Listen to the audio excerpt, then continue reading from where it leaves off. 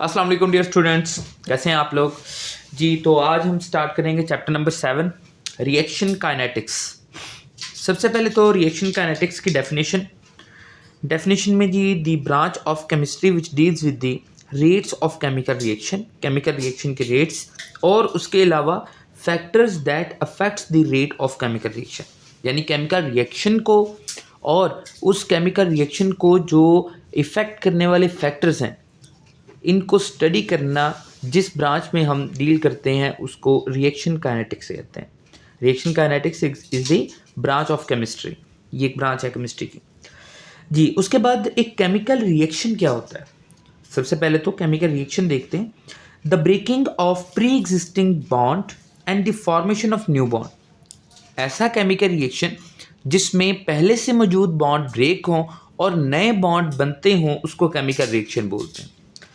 उसके बाद chemical reaction की कुछ टाइप्स हैं। On the basis of speed, on the basis of rate of reaction. ऐसे केमिकल रिएक्शन जो कि बहुत ज़्यादा फास्ट हों, बहुत ज़्यादा तेज़ हों, वेरी फास्ट रिएक्शन, और इसमें एग्जांपल आ जाती है न्यूट्रलाइजेशन रिएक्शन की। उसके बाद वेरी स्लो रिएक्शन, ऐसे रिएक्शन जो कि बहुत कम रेट वाले हों, और इसमें एग्जांपल आ जाती है रस्टनिंग ऑफ आयरन की। और ऐसे रिएक्शन जो मॉडरेट हों, यानी ना इतने फास्ट हों और ना इतने स्लो हों, तो वो स्टेरिफिकेशन। अगर न्यूट्रलाइजेशन वाली वेरी फास्ट रिएक्शन की एग्जांपल देखें तो इसमें बुक में सिल्वर नाइट्रेट और सोडियम क्लोराइड का रिएक्शन दिया हुआ है, ठीक है। तो ये आपने रिएक्शन इक्वेशन बुक से देख लेनी है।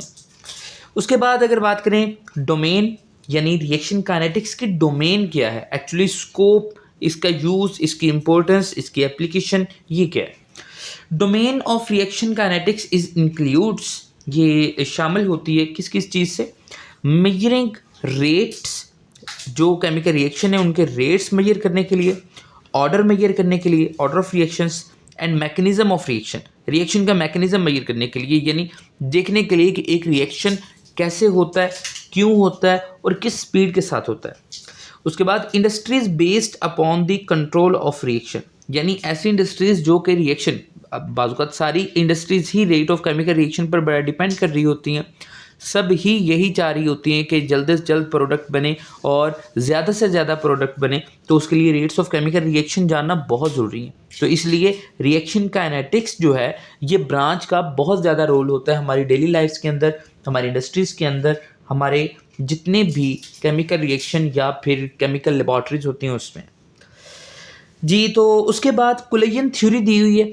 अब ये कोलेजन थ्योरी शॉर्ट क्वेश्चन भी आ सकती है, लॉन्ग क्वेश्चन भी आ सकती है। बुक में तो इसका कंटेंट बहुत थोड़ा दिया हुआ है, लेकिन ये कि मैं थोड़ा सा एलेबरेट कर दूंगा इसको। कोलेजन थ्योरी, सबसे पहले तो कोलेजन थ्योरी की definition, the theory which explains how chemical reaction occurs. ऐसी थ्योरी जो एक्सप्लेन करती है कि एक केमिकल रिएक्शन होता क्यों है और होता कैसे। तो इस केमिकल थ्योरी को हमने कोलेजन थ्योरी का नाम दे दिया। अब यह कि कोलेजन थ्योरी के मेन पॉस्टुलेट्स क्या हैं, कि ये क्या क्या एक्सप्लेन करती है। सबसे पहले तो the particles, atoms, ions of reactants form homogeneous mixture and collides with one and other. वो कहता है कि एक केमिकल रिएक्शन जिसमें रिएक्टेंट्स मौजूद होते हैं, वो रिएक्टेंट्स आयंस की फॉर्म में हो सकते हैं, मॉलिक्यूल्स की फॉर्म में हो सकते हैं, आयंस की फॉर्म में हो सकते हैं, तो वो आपस में कोलाइड करते हैं, आपस में टकराते हैं। उसके बाद कोलिजन्स में भी इफेक्टिव, ये कोलिजन्स इफेक्टिव भी हो सकती हैं। इफेक्टिव कोलिजन वो वाली कोलिजन होती हैं जिनके नतीजे में प्रोडक्ट बन सकती है, और इनइफेक्टिव भी हो सकती हैं। और इनइफेक्टिव कोलिजन वो वाली होती हैं जिसके नतीजे में प्रोडक्ट नहीं बनती। For effective collision certain amount of energy required, मतलब इफेक्टिव कोलिजन ऐसी कोलिजन जिसके नतीजे में प्रोडक्ट बननी है, उसके लिए एक ख़ास अमाउंट ऑफ एनर्जी रिक्वायर्ड होती है, यानी वो एनर्जी प्रॉपर गेन करेंगी, रिएक्ट करेंगी, कोलाइड करेंगी, तो वो प्रोडक्ट बना सकेंगी। अदरवाइज जस्ट वो कोलिजन होगी, उसमें प्रोडक्ट नहीं बनेगी। उसके बाद अगर बात करें तो कोलिजन थ्योरी के अंदर ही बुक में एक्टिवेशन एनर्जी की डेफिनेशन दी हुई है। The minimum amount of energy required for an effective collision between reacting species. जो एक रिएक्शन होता है उसमें रिएक्टिंग स्पीशी आपस में इफेक्टिवली कोलाइड करें, उसके लिए जो मिनिमम अमाउंट ऑफ एनर्जी है जो रिक्वायर्ड होगी उसको एक्टिवेशन एनर्जी का नाम दिया जाए। इसके अलावा एक्टिवेशन एनर्जी की डेफिनेशन आप ये भी कर सकते हैं, the minimum amount of energy required to initiate a chemical reaction is called activation energy.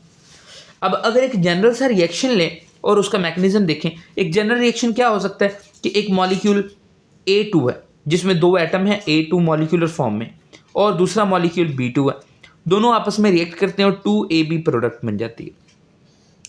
अब इसमें A2 मॉलिक्यूल का स्ट्रक्चर A और A का बॉन्ड बना हुआ, B2 मॉलिक्यूलर का स्ट्रक्चर B और B इनके दरमियान बॉन्ड बना है। अब इसके बाद जो प्रोडक्ट बनती है, प्रोडक्ट बनने से पहले एक एक्टिवेटेड कॉम्प्लेक्स या ट्रांजिशन स्टेट भी इसे बोल सकते हैं। इसको ट्रांजिशन स्टेट भी बोल सकते हैं, इसको एक्टिवेटेड कॉम्प्लेक्स भी बोल सकते हैं। अब ऐसी स्टेट बनती है जिसकी एनर्जी रिएक्टेंट प्रोडक्ट दोनों से हाई होती है और इसमें जो बॉन्ड पहले से मौजूद हैं वो ब्रेक होते हैं और नए बॉन्ड बनते हैं। इसमें देखें A और A का बॉन्ड, ये पुराना बॉन्ड था जो कि ब्रेक हो रहा है डॉटेड फॉर्म में, ये A और B का बॉन्ड नया बन रहा है बॉन्ड और ये डॉटेड फॉर्म में। इसलिए हमने ये डॉट फॉर्म में जो बॉन्ड ब्रेक हो रहे हैं वो भी शो कर दिए और जो बॉन्ड फॉर्म हो रहे हैं वो भी शो कर दिए, और एट दी एंड जब प्रोडक्ट बनती है तो A और B का बॉन्ड बन जाता है, A और A का, और B और B का बॉन्ड टूट जाता है। तो ये हमारे पास एक जनरल रिएक्शन का मैकेनिज्म है। अब इस मैकेनिज्म की बेस पर और इसमें मौजूद जो रिएक्टेंट्स और प्रोडक्ट्स और एक्टिवेटेड कॉम्प्लेक्स की कंडीशंस पर हमने इसको जो रिएक्शन है इसको थोड़ा सा एलेबोरेट किया कि एक्टिवेशन एनर्जी रिक्वायर्ड किस लिए रिक्वायर्ड होती है, to convert reactants into activated complex. जो रिएक्टेंट्स हैं उनको एक्टिवेटेड कॉम्प्लेक्स में कन्वर्ट करवाने के लिए हमारे पास एक्टिवेशन एनर्जी रिक्वायर्ड होती है। Activated complex is at high energy state, activated complex high energy state होता है from both reactants and products, यानी रिएक्टेंट्स और प्रोडक्ट्स से ज़्यादा एनर्जी होती है एक्टिवेटेड कॉम्प्लेक्स की, चाहे वो जौन सा मर्जी रिएक्शन हो, चाहे वो एक्सोथर्मिक हो चाहे वो एंडोथर्मिक रिएक्शन हो। एक्सोथर्मिक रिएक्शन की अगर बात करें तो those reaction in which energy और हीट इज रिलीज्ड, ऐसे रिएक्शन जिसमें एनर्जी और हीट रिलीज होती है। Reactants at high energy state, ये बेटा इंपॉर्टेंट पॉइंट है, रिएक्टेंट्स कहाँ होते हैं, हाई एनर्जी स्टेट पे, और प्रोडक्ट्स लो एनर्जी स्टेट पर। और एंडोथर्मिक रिएक्शन ऐसे रिएक्शन जिसमें जो रिएक्टेंट्स हैं वो लो एनर्जी स्टेट पर और प्रोडक्ट्स जो होते हैं वो हाई एनर्जी स्टेट पर मौजूद हों। अब इसमें मैक्सिमम एक्टिवेशन एनर्जी रिक्वायर्ड किसमें, मैक्सिमम एक्टिवेशन एनर्जी रिक्वायर्ड किसमें, ये एंडोथर्मिक रिएक्शन की बात कर रहे हैं जी। उसके बाद अगर बात करें तो ये बेटा ये 2 ग्राफ बने हुए, ये एक्सोथर्मिक रिएक्शन के लिए और ये एंडोथर्मिक रिएक्शन के लिए।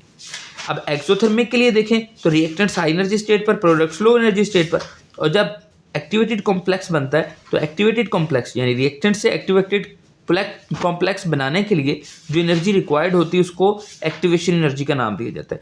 और उसके बाद प्रोडक्ट्स बनती है और प्रोडक्ट्स की एनर्जी बहुत कम होती है, इस वजह से जितनी एनर्जी एब्जॉर्ब हुई होती है उतनी एनर्जी रिलीज होती है, और ये रिलीज होने वाली एनर्जी या हीट की वजह से इसको एक्सोथर्मिक रिएक्शन बोलते हैं। और उसके बाद अगर बात करें एंडोथर्मिक की तो एंडोथर्मिक में reactants very low energy state पर होते हैं और प्रोडक्ट्स हाई एनर्जी स्टेट पर होते हैं, और इसमें जो एक्टिवेशन एनर्जी है वो बहुत ज़्यादा होगी क्योंकि रिएक्टेंट से लेकर एक्टिवेटेड कॉम्प्लेक्स तक, ये एरो यहाँ तक बेटा आएगा, ये यहाँ तक रिएक्टेंट से लेकर एक्टिवेटेड कॉम्प्लेक्स तक का जो एनर्जी डिफरेंस है वो एक्टिवेशन एनर्जी कहलाता है। तो यहाँ तक बेटा ये कि एक्सोथर्मिक एंडोथर्मिक रिएक्शन ये बुक में नहीं दी हुए, लेकिन ये कि इधर कर लीजिएगा ताकि ये कि आगे आप लोगों को आसानी हो। बाकी अगर कोई भी बेटा इशू हो, कोई भी क्वेरी हो जो कि आपको समझ ना आ रही हो तो वो कमेंट बॉक्स में लाजमी मेंशन कीजिएगा ताकि ये कि इसको मज़ीद एक्सप्लेन किया जाए। थैंक यू सो मच बेटा, तो हम याद रखिए।